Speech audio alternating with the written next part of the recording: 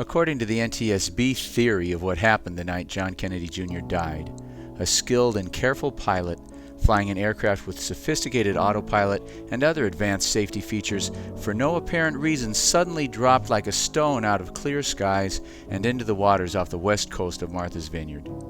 The NTSB radar report of the crash makes this look like either an explosion or a suicide, doesn't it? But the wreckage was found in a concentrated area and showed no signs at all of explosion. Did John decide to commit suicide by murdering his wife and sister-in-law in his mother's front yard the day before his cousin's wedding? Well, you be the judge. At 11:30 the next morning, in a detailed and absolutely accurate report, the official Coast Guard information officer, Todd Burgun, told ABC's affiliate station in Boston that Kennedy had contacted the Martha's Vineyard Tower at 9:39 the night before, telling them that he was on final approach 19 miles off the coast of Martha's Vineyard.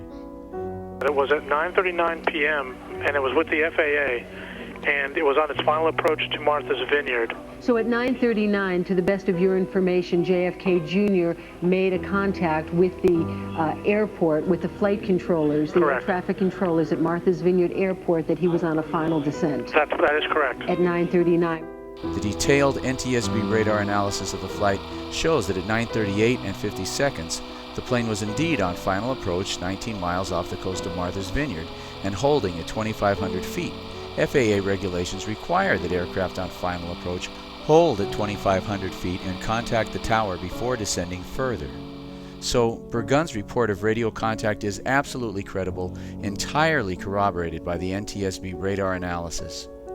But 2 hours after Burgun's news report of contact with the tower, at 1:30 p.m., the Pentagon took over the reporting of the news. They silenced Burgun and began spreading a whole grip of really obvious lies, including the lie that John Kennedy did not contact the tower. Why? It's not so hard to figure out. You see, if the Pentagon had allowed the news of the tower contact to get out, it would have allowed the search and rescue craft to focus their search on the crash area.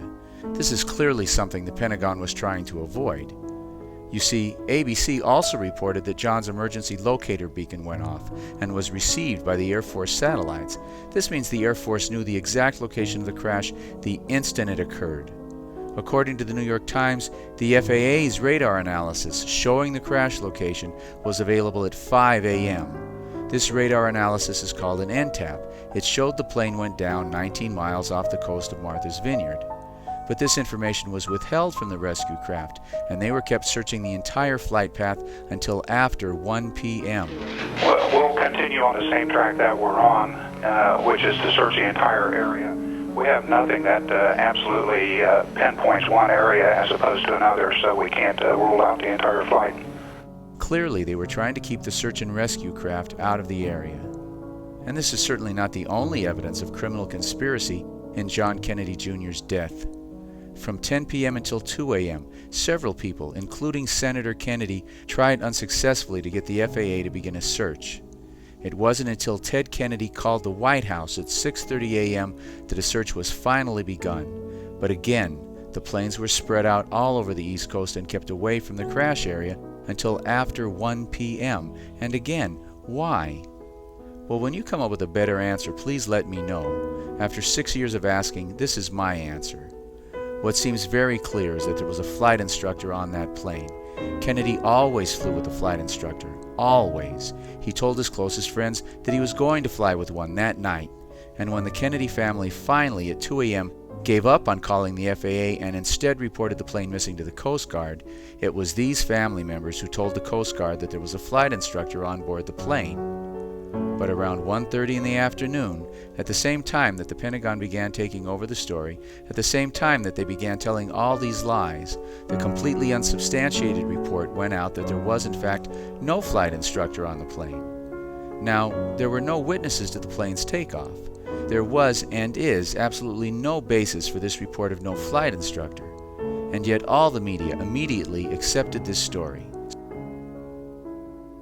Someone on that plane committed suicide. We know because the fuel valve was found in the off position.